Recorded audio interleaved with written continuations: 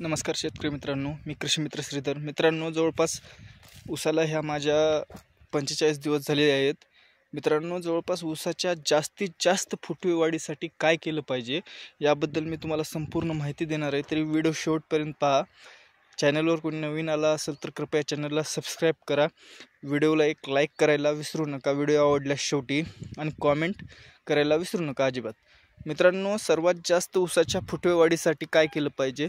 जेवढा जास्त फुटवा तेवढं जास्त उत्पादन, जेवढं जास्त उत्पादन तेवढा शेतकऱ्याचा फायदा. मित्रांनो, यासाठी काय केलं पाहिजे त्याबद्दल मी तुम्हाला थोडक्यात माहिती देणार आहे.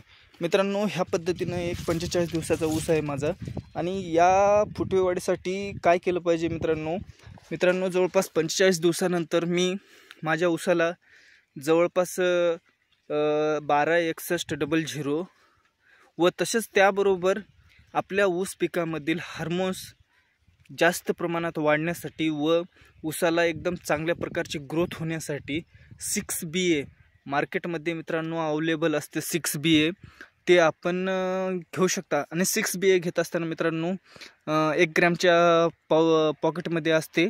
ते 1 ग्रॅमच्या पॉकेटमध्ये ते पाण्यामध्ये मिसळत नाही मित्रांनो. त्यामुळे त्याच्याबरोबर एक केमिकल येते. त्या केमिकलच्या बॉटलीमध्ये टाकून ते 6BA आपण मिसळून प्रत्येक फवारणीसाठी 1 ग्रॅम घ्यायचं असते.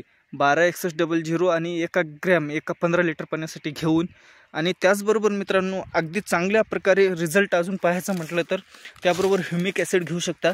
आणि ह्युमिक ॲसिड घेऊन हे 3 घटक घेऊन मित्रांनो आपल्या पिकाला पाणी देऊन ओलसरपणा ह्या आपण पाहू शकता. ह्या पद्धतीने जर ओलसरपणा असून ड्रिचिंग केलं तर एक चांगल्या प्रकारे आपल्याला फुटव्याचा रिझल्ट पाहायला मिळतो. मित्रांनो, 100% हा प्रयोग करून बघा. मी केलेला आहे. एकरी 65 टनाचा ॲव्हरेज दिलेला आहे ऊसाचं मित्रांनो. त्यामुळे 100% आपल्याला एका याला आपल्याला कमीत कमी 10 ते 12 फुटवे आपल्याला पाहायला मिळतात. मित्रांनो, 2 दिवस झालं मी हा करून झालेला आहे मित्रांनो. तरी आपण पाहू शकता या प्रकारे आहे मित्रांनो. एक चांगल्या प्रकारे रिझल्ट पाहायला मिळतोय मला.